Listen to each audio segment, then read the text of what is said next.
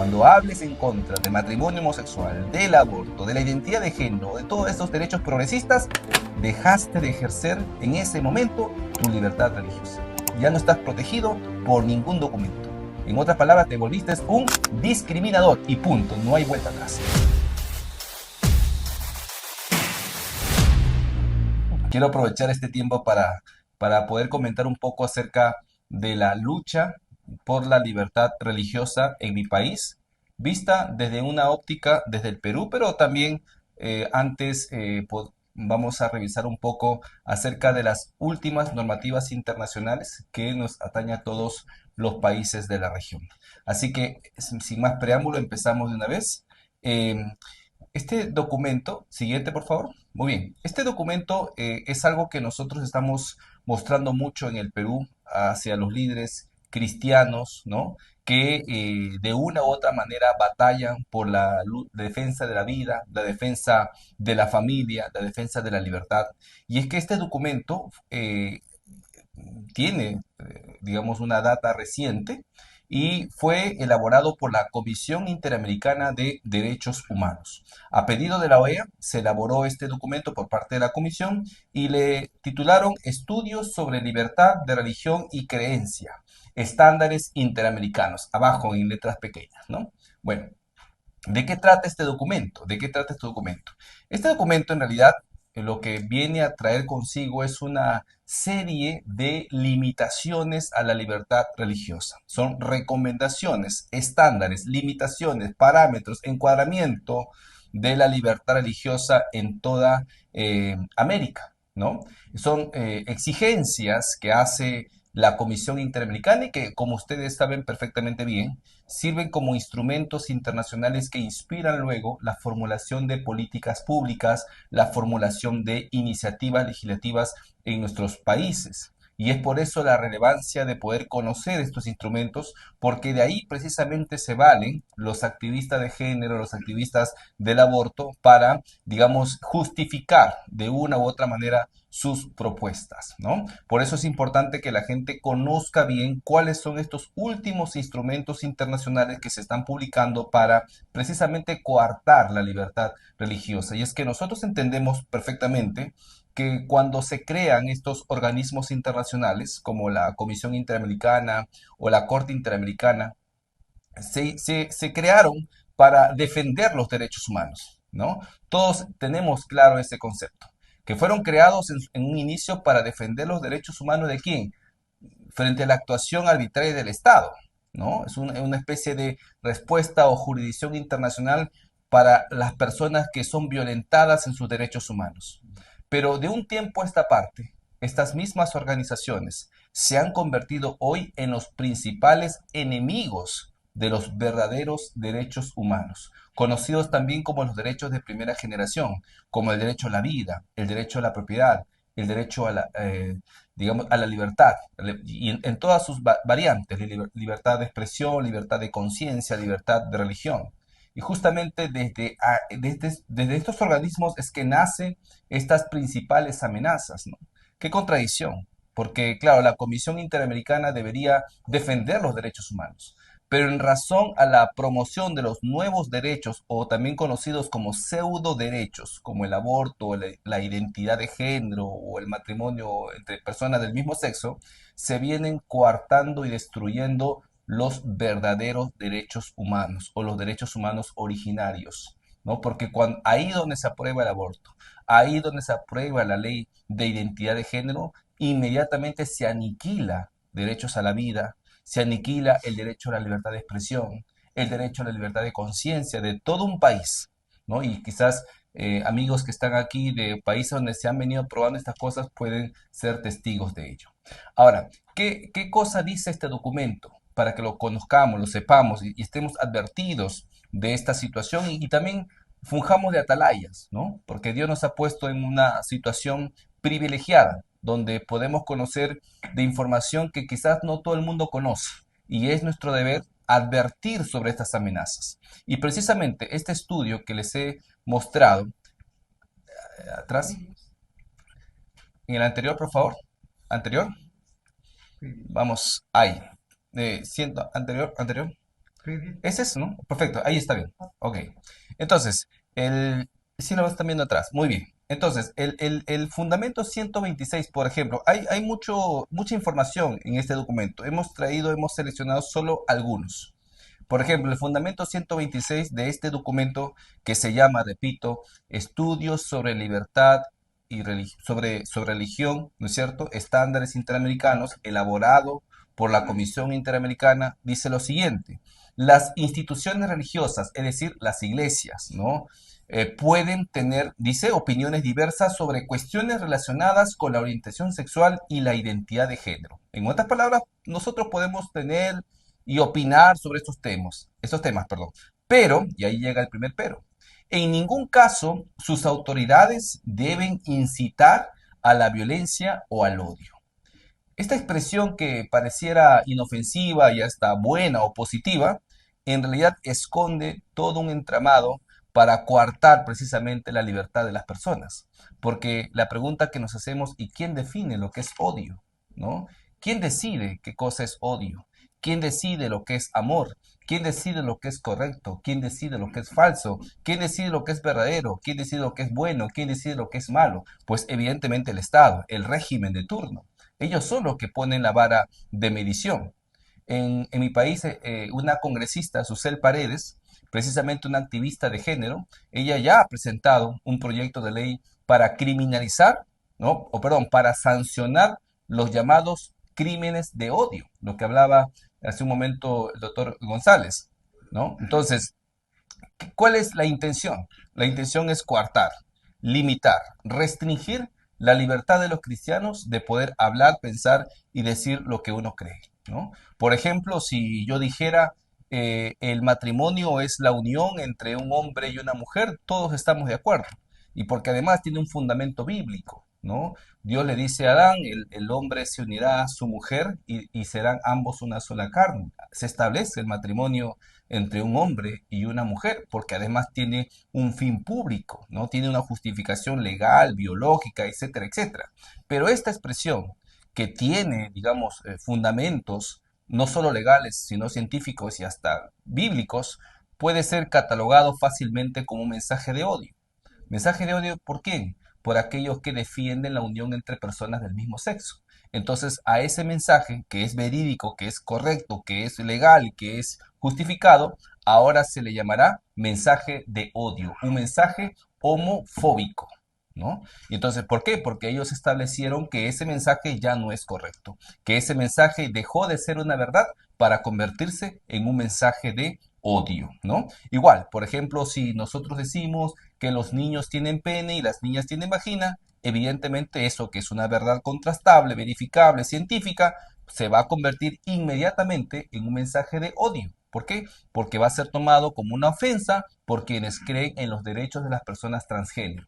¿No es cierto? Y eso, evidentemente, se trata de una coacción absoluta de la libertad de los cristianos para poder promover, ¿no es cierto?, la verdad, que es el principal llamado que todos tenemos. En Chile se aprobó la ley de identidad de género hasta los 14 años. O sea, hoy en día un chico de 14 años, si quiere cambiarse de sexo, ¿no es cierto?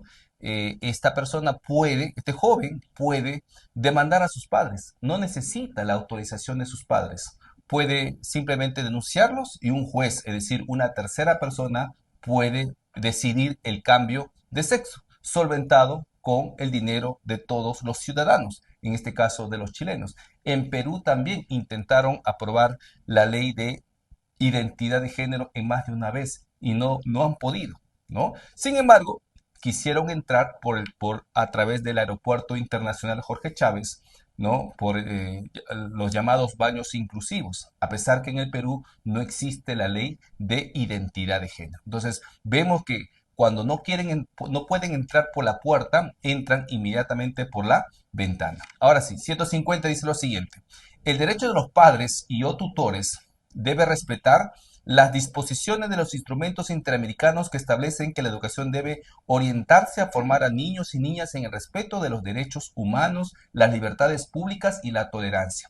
Este documento obviamente encierra una treta, una trampa para quienes creemos en el derecho a la vida, la familia, y es que, como se sabe, la Corte Interamericana de Derechos Humanos en el año 2017 emitió la opinión consultiva 17-2000, perdón, la opinión consultiva eh, 12/2017, donde establecía que el matrimonio homosexual se convertía en ese momento para la Corte Interamericana en un derecho, y esto en respuesta a la opinión que le solicitó el país de Costa Rica. Costa Rica le pregunta a la Corte si el matrimonio es o no es, el matrimonio homosexual en este caso es o no es un derecho, y la Corte le dice a Costa Rica que sí, es un derecho humano y que todos los países deberían de aprobar el matrimonio homosexual.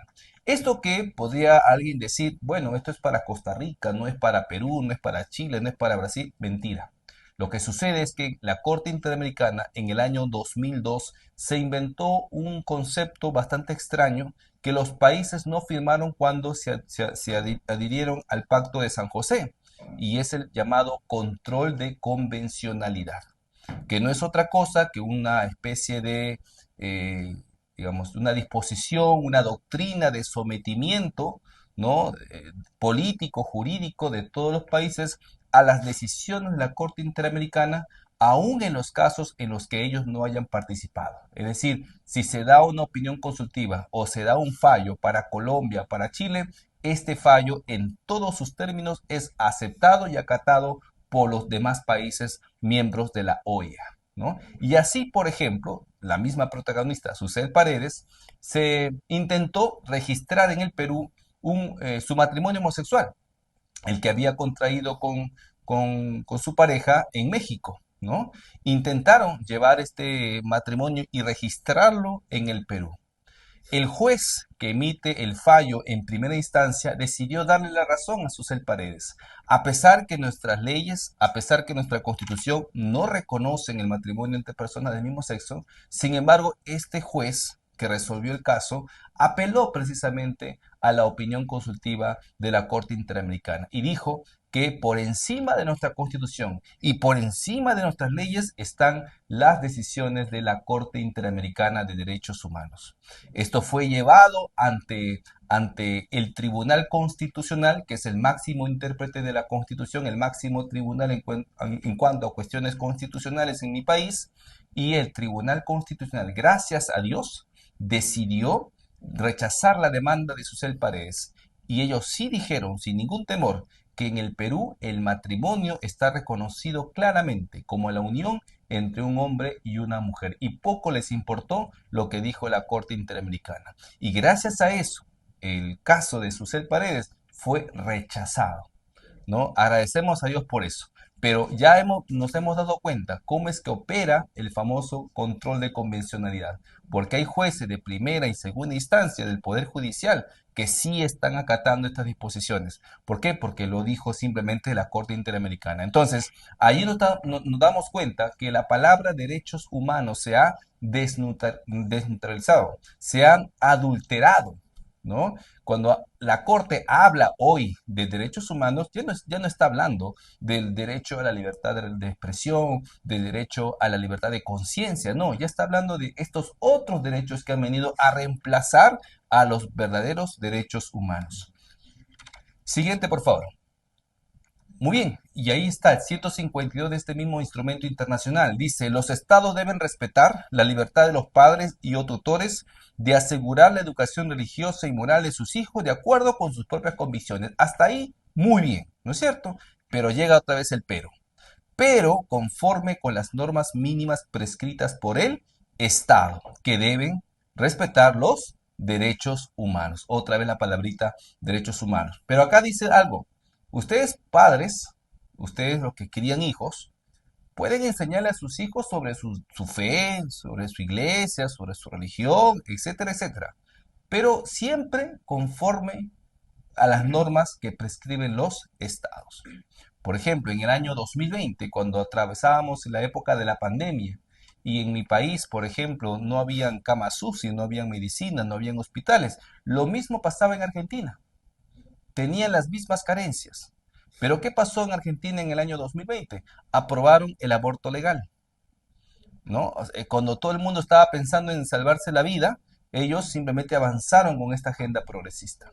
Entonces, en Argentina hoy es legal abortar o matar a un bebé en el vientre hasta las 14 semanas de gestación. Eso ya se convirtió en un derecho. O sea, ya no estamos en el campo de la despenalización, donde simplemente el Estado se abstiene de sancionar una conducta que sigue considerando lesiva, que sigue considerando reprochable, sino que ahora, cuando ya pasa a formar parte del aborto legal, se vuelve un derecho, donde el Estado lo solventa con el dinero de todos los ciudadanos y sanciona a todo aquel que se oponga a ese derecho. Entonces ya estamos en otro campo, ¿no? Y en Argentina sucedió eso en pleno estado de pandemia. Después la Corte Constitucional de Colombia legalizó el aborto hasta las 24 semanas de gestación. En México, aquí mismo en Estados Unidos se comenzó a aprobar el aborto hasta de manera indefinida. Y hoy ya se habla de aborto tardío, ¿no? Hoy se habla de esa posibilidad de matar a la criatura fuera del vientre, ¿no? Como en la parte académica. O sea, esto que es una barbarie absoluta y que es maldad pura, ¿no? Está siendo considerado un derecho en nuestros países. Y allí donde se aprueba el aborto, hemos visto que ya no hay vuelta atrás, no hay retroceso. Miren, Bolsonaro cuando llegó a la presidencia en Brasil, uno creía pues que bajo su presidencia y su liderazgo se iba a derogar el aborto, pero la realidad nos muestra que no se puede. Lo único que pudo hacer Bolsonaro es disponer que las mujeres que van a abortar de manera legal puedan primero escuchar los latidos del bebé y de esa manera desalentar el aborto. Pero ya no lo puede derogar porque necesita el Congreso del Brasil. Igual, por ejemplo, mi ley en Argentina. No puede derogar esto porque necesita el Congreso. Y es que cuando ellos dan un paso en ese sentido ya es bien difícil revertirlo. Entonces, en mi país, por ejemplo, gracias a Dios, no está aprobado el aborto. En mi país no existe el matrimonio homosexual. En mi país no existe la ley de identidad de género. En mi país no existe la ley de crímenes de odio. En mi país no existe la eutanasia, no existe la ley de unión civil. De todo eso nos ha librado Dios. ¿Por qué? Porque ha habido una sinergia, una reacción inmediata de la ciudadanía en conjunto o en articulación con sus autoridades. Y es que esto nos muestra que de nada sirve solo el discurso si es que no se va a la acción, si es que no se contagia de este mismo espíritu a la población. Hace poco, en la Comisión de Justicia se aprobó la unión civil, pero solo con un voto, ¿no? Pero fue solo en la Comisión de Justicia, es decir, todavía no llega al Pleno del Parlamento. Pero esto sirvió para zarandear un poco a la iglesia y salieron miles y miles bajo nuestra dirección a las calles, llenamos las plazas, las calles al frente del Parlamento y desde ese momento donde mostramos que la gran masa, la gran población es pro vida, es pro familia, muchos congresistas del Perú revirtieron su voto, es decir, cuando fueron entrevistados después de la gran marcha que hicimos, muchos dijeron que ya no pensaban votar a favor de la unión civil cuando éste llegue al pleno del Parlamento. Y es que esto nos demuestra que tenemos que actuar y tenemos que impedir a como dé lugar que estas normas sean prescritas por el Estado. Y aquí siempre, cuando yo leo esto, recuerdo la, el episodio donde Pedro y Juan son llevados ante el Sanedrín. El Sanedrín era la máxima autoridad de Israel en ese momento. Y el Sanedrín le dice a Pedro y a Juan que están impedidos desde ese momento de hablar de Cristo. Y Pedro responde y le dice, juzguen ustedes varones, si es justo delante de Dios obedecerles a ustedes antes que a Dios. Y allí Pedro se convirtió en un objetor de conciencia y continuó hablando de Cristo, ¿no? Entonces, esto nos demuestra que va a haber momentos y tiempos en nuestros países en que estas normas se irán aprobando de a pocos, pero es ahí donde nosotros tenemos que mostrar de qué estamos hechos, cuál es, cuál es la medida de nuestra fe y cuál es la firmeza con la que vamos a afrontar estos retos. Siguiente, por favor. Siguiente. Muy bien, al respecto, siguiente. Al respecto, dice, ha alertado que este es un asunto de creciente importancia y debate debido a las restricciones que algunos grupos religiosos, organizaciones de padres e incluso estados proponen a la enseñanza sobre la prevención del embarazo adolescente, la educación sexual o el respeto a los derechos de niñas, niños y adolescentes LGBTI, por ejemplo. O sea, aquí lo que la comisión está diciendo es que se ha detectado que si su agenda no sigue avanzando con la determinación y el planteamiento que ellos iniciaron, es por las presiones ejercidas por grupos religiosos. En otras palabras, la iglesia tiene la culpa de que nosotros no estemos avanzando en nuestro propósito. Siguiente, por favor.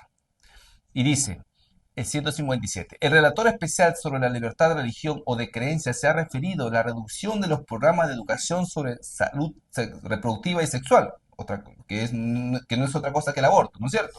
En Brasil, Chile, Colombia, el Ecuador y Paraguay, a raíz de la presión ejercida por grupos religiosos. En otras palabras, están considerando los grupos religiosos como grupos hostiles al sistema, opositores de la agenda que ellos se han propuesto que se tiene que aplicar. Por eso le dicen Agenda 2030, ¿no? Porque es una agenda que finalmente ellos van a tener que acatar y van a tener que cumplir según las perspectivas que ellos mismos se han planteado. Siguiente, por favor. Vamos a siguiente. En ese sentido, siguiente. ¿Sí? Sí. Muy bien. Este tribunal ha observado que en ocasiones la oposición al matrimonio de personas del mismo sexo está basada, dice, en convicciones religiosas o filosóficas y ha entendido que tales convicciones no pueden condicionar lo que la convención establece respecto de la discriminación basada en orientación sexual. ¿Qué está diciendo aquí la Comisión Interamericana? Que en realidad cuando nosotros nos oponemos al matrimonio de personas del mismo sexo, simplemente nos estamos basando en creencias, en convicciones religiosas y no jurídicas, no reales, no biológicas, no, no, no. Simplemente ustedes están basándose en su fe y por ende, dice la comisión, que esa oposición que muestras ya no es parte de tu libertad religiosa. Ya estás fuera de la convención. O sea, no puedes tú apelar a que la convención te proteja cuando opinas en contra de este tipo de propuestas legislativas. En otras palabras, estamos indefensos, según la comisión, cuando nosotros planteamos defensa frente a este tipo de objetivos completamente ideológicos. Ese es el parámetro finalmente que ha colocado la Comisión Interamericana en este estudio. Cuando hables en contra de matrimonio homosexual, del aborto, de la identidad de género, de todos esos derechos progresistas, dejaste de ejercer en ese momento tu libertad religiosa. Ya no estás protegido por ningún documento. En otras palabras, te volviste un discriminador y punto, no hay vuelta atrás. Es lo que está diciendo. Muy bien, siguiente, por favor. Entonces, hay una lista allí de amenazas. Siguiente.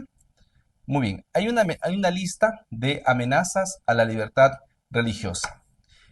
Vimos una, que justamente es el estudio de estándares interamericanos sobre libertad de religión y creencia.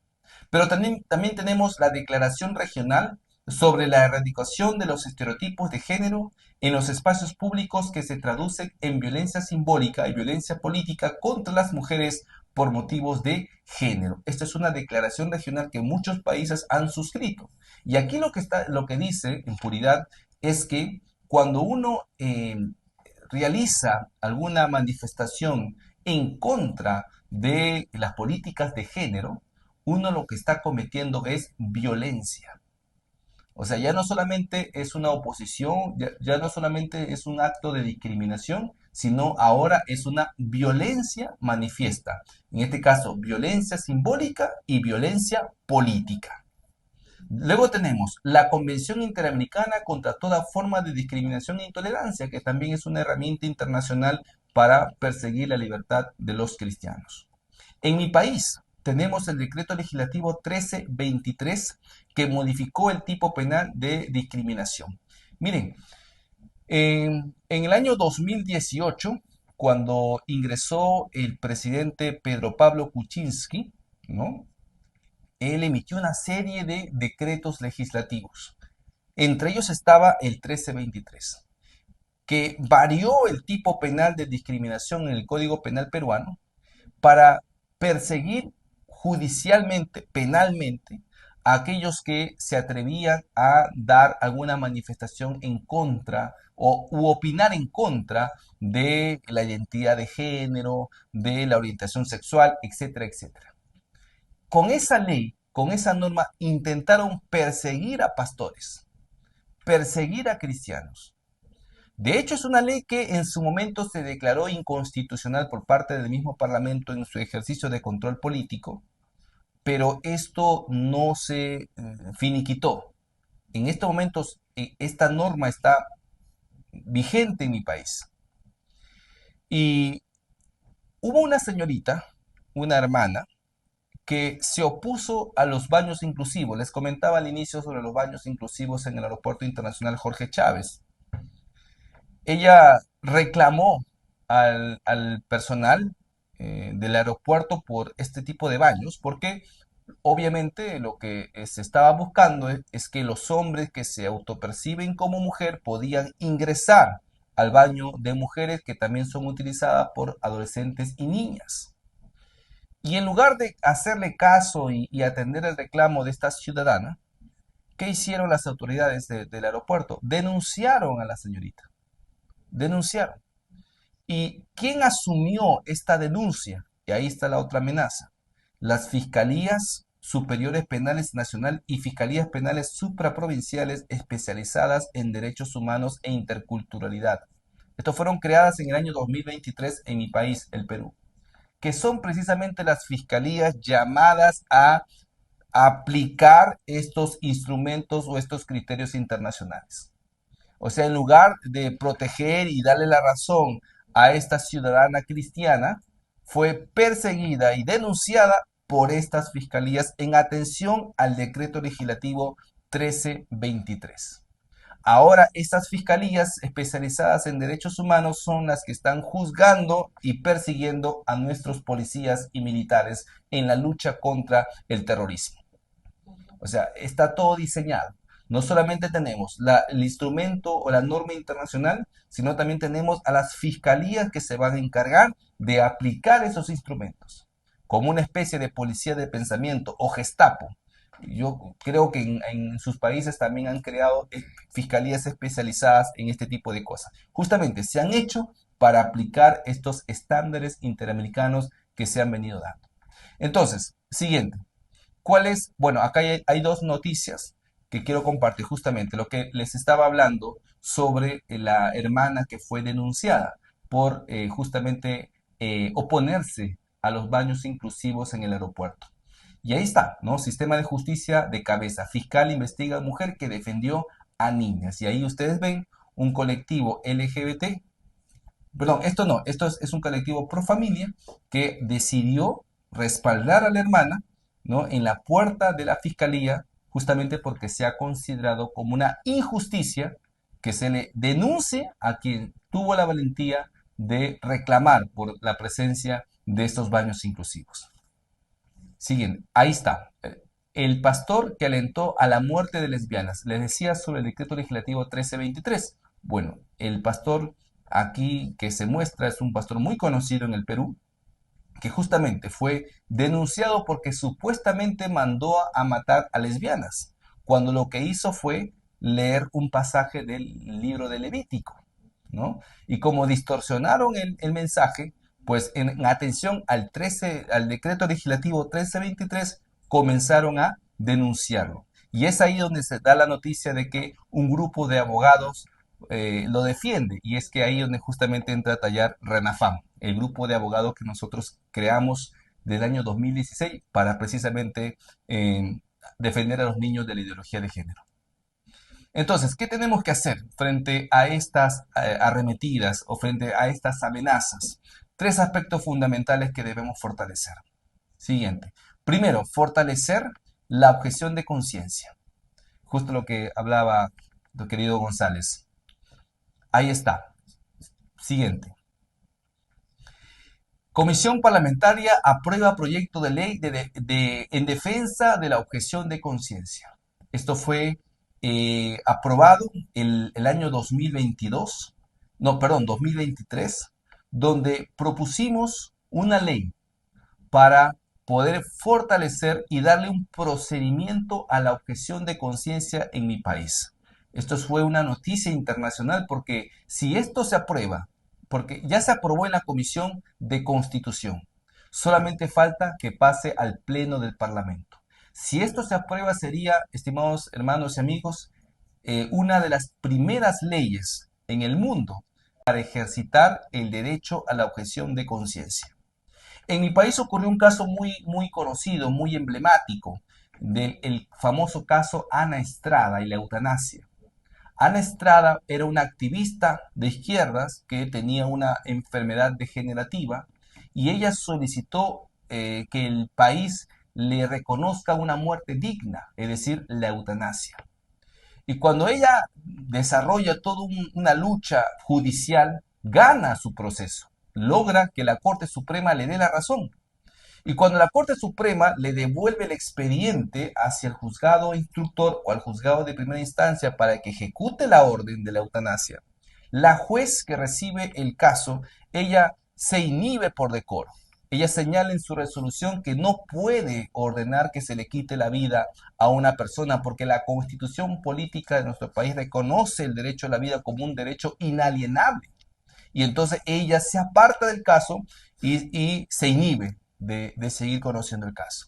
No faltó un juez, obviamente estos jueces adoctrinados, que emitió la orden.